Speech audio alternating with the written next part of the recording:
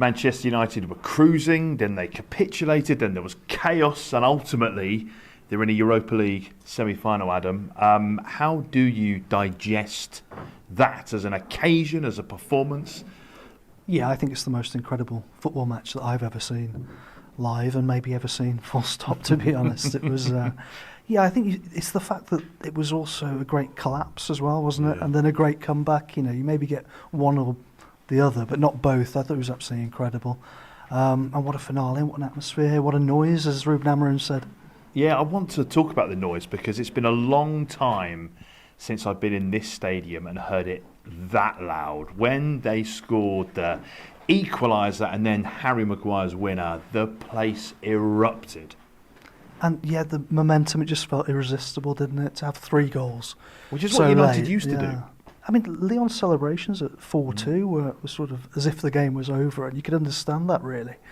Yeah, just astonishing. You have to give players huge credit for how they did that. I mean, Casemiro winning a penalty and kind of setting up 2 goals as well, and Kobbie Mainoo, how cool he was with that finish. And then, of course, Harry Maguire having the final say, the centre forward, as you said.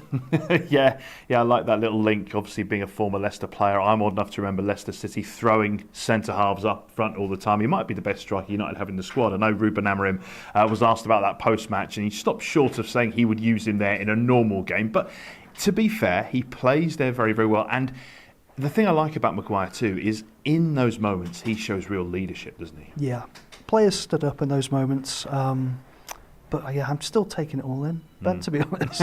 Ryan Cherky was the best player on the pitch, wasn't he? Fantastic, and there were some hairy moments with some of those United players, and I think that's what Ruben Amorim was saying afterwards, wasn't it, about how he's going to have to go and think about it and celebrate it tonight, but then think about what he saw today. But for tonight, it was just all about what the memories that these fans have been given, because I don't think anyone will ever see anything like that again. The ones that were still here, because there will be some who will have left when they were facing defeat.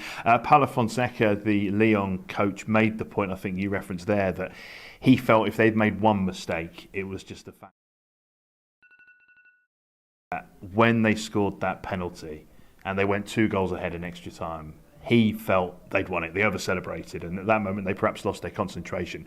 But what does this do now for Ruben Amorim and Manchester United? We've spoken about this game potentially salvaging something from the season, now into a semi-final.